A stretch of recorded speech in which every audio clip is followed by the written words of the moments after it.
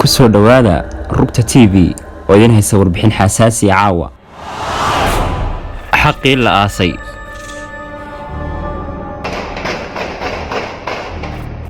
qofidda sir qarsoon. ma dambiila mise waa daacad?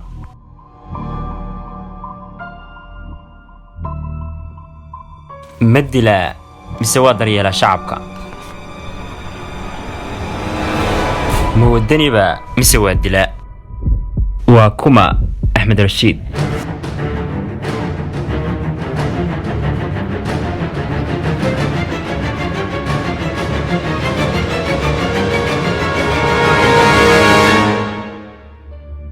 kusoo dhawaada dabagalka rugta TV oo dhammaan kaga bogan doontaan jawaabaha su'aalahaas.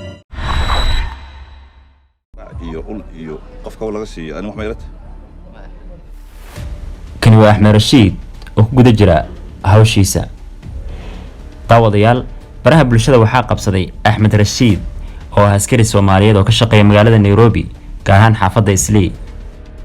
maxay tahay shaqadiisa rasmiga ah ee askarigan? Axmed Rashiid waa askari Soomaaliyeed oo ka howlgala xaafadda Islii magaalada Nairobi kaas oo suga ammaanka shacabka iyo waliba ganacsiga Soomaalida. You have to get him whether alive or dead. That one doesn't have any compromise about it. Axmed Rashiid iyo koox askari isagu maamulaba waxaa lagu yaqaanaa ugaarsiga tuugada xaafadda Islii ee magaalada Nairobi kuwaas oo mar walba bartilmaameedsada shacabka Soomaaliyeed iyo hantidooda. I have taken some items within Libya just some 30 minutes ago. Now I need all your team to move into action within Olympic area. Make sure we get Kamenja. daawadayaal aan dib ku celiyo xaafadda Islii ee Soomaalidu degto iyo xaaladeeda amni Axmed Rashiid ka hor. kuwani waa qaar ka mid ah dhalinyaro Soomaaliyeed oo isku magacaabay Super Power isla markaana hadhko cad ku dhici jiray xaafadda Islii shacabka kuna baadi jiray xoolahooda isla markaana laga yaabo inay dhaawacyo soo gaarsiiyaan qaar ka mid ah shacabka.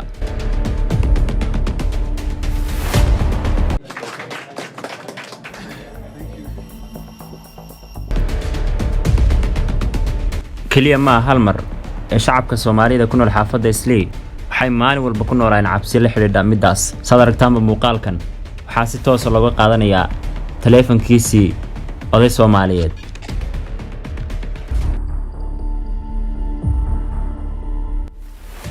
inta lagu madeyne sidoo kale waxaa laga dhaawacay lugta waxaana loo qaaday cisbitaalka mana jira cid u raacdo xoolihiisii iyo caafimaadkiisii intaba.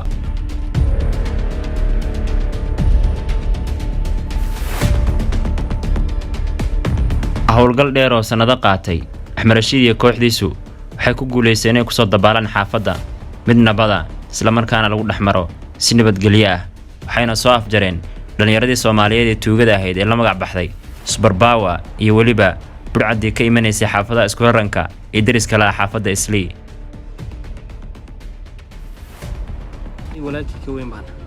sidoo kale Axmed Rashiid shaqadiisu kaliya ma aha inuu ugaarsado tuugada sidoo kale wuxuu dhaqan baraa ama tarbeeya dhalinyarada Soomaaliyeed kuwa waxbarashada diiday iyo sidoo kale kuwa waalidka ku caasiyay intaba. iskuul laga bedelayo waxaan rabaa meesha aad jirtay iskuulkaas ina aad doonto ina aad doonin waa laba mid aan midda kale aan soo soo nix kale waan garna macalimiintu waan garna so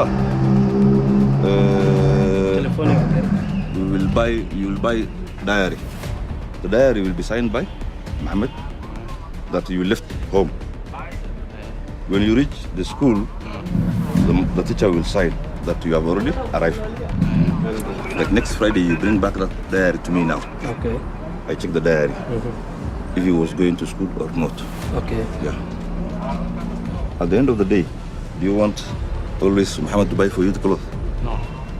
Do you want your mother or your father to buy for you clothes? Now, if you don't go to school, how will you buy those things? You can't. I'm going to I'm going to all idirtan. dadka baqay maan kuleeg maxna fiiris ya dadka baqay maan kuleeg ma awal jilaa aan warkaysa qara iyo qofka laga siiyo ani wax ma yarata hadda aan ku sheegayo inaan iloowina ugu talagalay insaan aan ku dubtay soo daris wax markaan ku dilo maxamed nuu taagnay raalli iga ahaan goos dhinacaasi waalideen aniga waxaan isku imaan malaha so ma aqran liso dosan caas waalideen bata ma gruubka saad geli masa gruubka fiican geli oo la mid gruub fiican gruub fiican adigu ku dhageysan lahayd wal halkii oo soo u dhageysan fara badan way ka cabsadaan qaarna adigu cabsiyo ku jirto ganacsatada iyo culimadiinka xaafadda Islii ayaa soo dhaweeyay kaalinta lixaad kale oo ka qaatay Axmed Rashiid nabadda xaafadda Islii ilaahay baa keenay laakiin iyagu ilaahay u soo diro sabab uga dhigay sidee ku keeneen askartii hore maxay kaga duwan yihiin waxay kaga duwan yihiin askartii hore ma leen jirin waayo ninkan waarsanaya online lacag ka qaadi maayo laakiin ninkan si daacad ah yuu soo baxay Islii waanu u duceynaynaa masaajidyaha looga duceeyay waanu u duceynaa khayr badan Allah siiyo nabadgeliyana way keeneen waana taageeraynaa boqolkiiba boqol goor baan taageeraynaa laakiin ninka dadka dilayaad u duceynaysaa waxaan ugu duceynaynaa adi haddii ku dili lahaa in horta la dilo Soomaaliya waa kan mar kale Axmed Rashiid oo gacanta ku soo dhigay eedeysane loo haystay xujay Soomaaliyeed inuu lacag ka dhacay sanadkii hore Agosti waxaan rabnay in aan xajka taariikh 5 ninkan maanta la soo qabtay yaa lacagtii iyo baasaboorradii xajkii aan ku aadeynay wax dhan la qaatay kadibna waa weynay waa waddanka ka baxaa la yidhi nasiib wanaag laakiin baasaboorradeennii waa helnay wax keliya waa naga maqnaa waa lacagtii qof kasta oo ka qaatay dadkaasu ku dhawaad gaaraayo sidee aan maqalnay 20 qof laakiin aniga waxaan arkay 12 qofood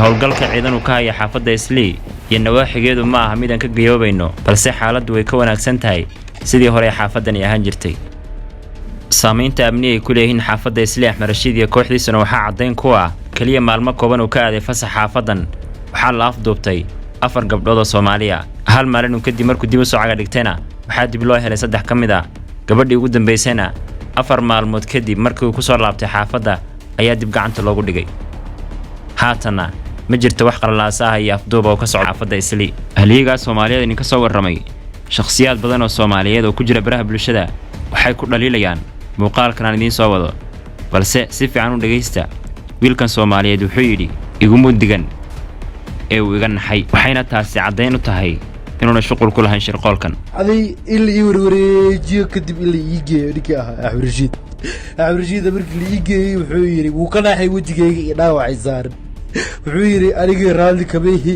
waxay soo wacday baabada hooyada laakiin raalli kabeehi wax lagu sameeyay daawade shacabka Soomaaliyeed ee ku nool xaafadda Islii waxa la gudboon in Ilaahay ugu mahadnaqaan Axmed Rashiid mise waxa la gudboon inay warxun ka faafiyaan su'aashaas idinka idin deynaya halkaad kala socoteen waa Rugta TV